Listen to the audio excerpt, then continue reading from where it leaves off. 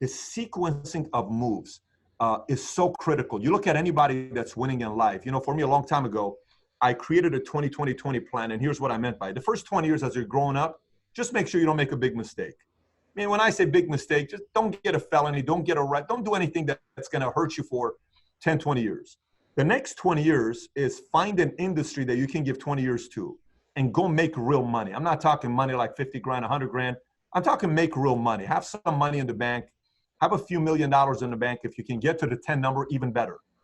Then on your third 20, you can choose to chase passion because you have now money. So, but don't use the run of you trying to make your first few million to just chase passion. There's so much, you know, nonsense about this passion stuff. Well, if you chase your passion, you'll make it. You'll never be working a day in your life. Okay, great. My passion is people, but I want to make movies. There's a lot of things I want to do in my life. I'm just not going to do it at this phase, but I'm going to do it on the next move. I may have some interest in sports teams or politics or other things. It's not happening during this segment, not during this session. Those things are why I wrote this book called Your Next 5 Moves. When you're done reading this book, you will never look at your life and your decisions the same way. You'll sit there by yourself and you're bored out of your mind and you'll say, you know what? What's my next move? Okay, I want to be able to do this. What do I need to do prior to this? Okay, first you need to call this guy. They need to get to this. They need this much money. They need this technology. They need to recruit this. Then we need to get this software. Then I need to go out there and get this. I need to learn this.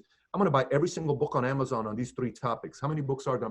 Hey, can you order every single book on these 3 topics? What do you mean? Any book with over 300 reviews that's 4-star or higher, buy all the books.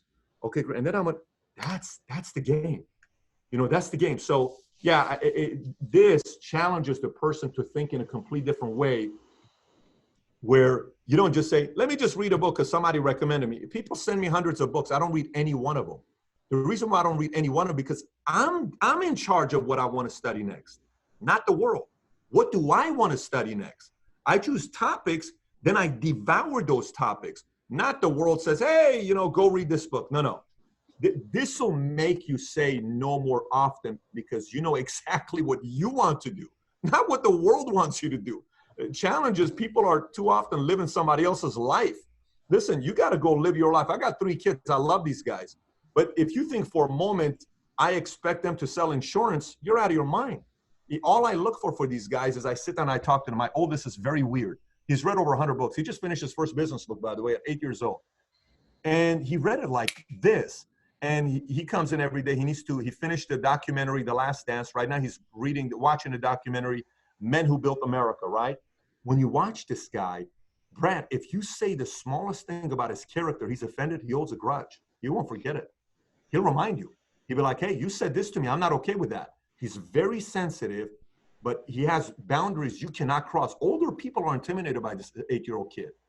Very interesting kid, right? He's been like that for a long time. My middle one, I can't say this to him. Everyone loves this kid. He's got a Bo Jackson butt. He's got calves of an athlete. The guy is chiseled like this. Girls love him. He's a beautiful writer, you know, big heart, competitive, protects his sister, so gentle with her. You know, very interesting guy, charismatic, charming, you know, interesting taste for music, full of life, wants to be around people, never wants to be alone, just going on. He comes to the office, walks around, goes in people's offices, and just talks to them. So what are you working on today? He's 6 years old. What do you mean, what are you working on today? My 8-year-old would never do that. My youngest, I surprised her the other day, and I said, baby, I'm going to take you out on your birthday. We're going to go on a date night. We're going on a date night? Oh, my gosh, we're going on a date. Me and you are going on a date. I said, can I go tell mommy we're going on? Mommy, daddy's taking me on a date. I mean, she can't hold herself back with enthusiasm, right? I can't wait to see, Brad, what moves them. I can't wait to see what industry moves them. Once I know what moves them, this is the game we're playing. That's all there is to it. Not the game that daddy wants to play, the game they want to play. And then we're going to put the next 15, 25 moves for them, not for their daddy.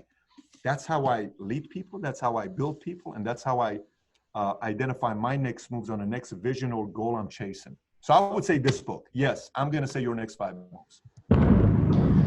Folks, you heard it. You go get it at yournext5move.com. You want to follow Patrick at PatrickBetDavid. You're probably already subscribed to Valuetainment on YouTube. If you're not, you'd be crazy if if you don't get there before you even freaking finish this podcast. Patrick, I appreciate your time today. You're a gentleman and a scholar. And as always, man, if you guys think someone should hear this, go out, share it, and make sure that you always keep it real. Thanks, Patrick. I appreciate your time today.